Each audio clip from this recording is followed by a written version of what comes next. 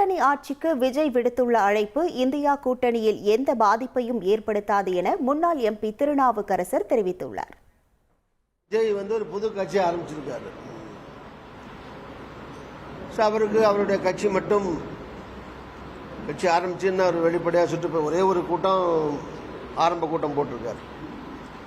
அதுக்கு பிறகு ஒரு அமைப்பு ரீதியாக அங்கே வேலை நடப்பதாக சொல்லப்படுகிறது. இன்னும் அமைப்பு ரீதியாக எப்படி அமைப்பு உண்டாக்கப்பட்டிருக்கிறது, அதுக்கு பிறகு மக்களை சந்திக்க அவர் வெளியே இன்னும் போகலை, எப்போ போகிறாரு, எப்படி சந்திக்கிறாரு, இதெல்லாம் ஒரு விஷயம் தான் இருக்குது, ரொம்ப காலமும் கிடையாது. அடுத்த ஜனவரியில் கோட் ஆஃப் கான்டாக்ட், பிப்ரவரியில் அறிவிப்பு, மார்ச்சில் தேர்தலே வந்துடும். ஜனவரி பிறந்தால் நாட் ஈவன் ஒன் இயர் கூட கிடையாது. அப்படிப்பட்ட ஒரு சூழ்நிலையிலே அவருடைய பலம் பலவீனம் அவருக்கு தெரியும் ஆரம்பித்து அதை வச்சு தனியாக நான் போக வேண்டியதில்லை, கூட்டணி கட்சிகளோட போக வேண்டிய சொல்கிறதோ, கூட்டணி கட்சிகள் வந்தால் நான் இந்த அமைச்சர்கள் இடம் தருவேன்னு அவர் சொல்கிறதோ, அவருடைய ஆசையை, அவருடைய விருப்பத்தை, அவருடைய எண்ணத்தை அவர் சொல்லியிருக்காரு. அவ்வளோதான்.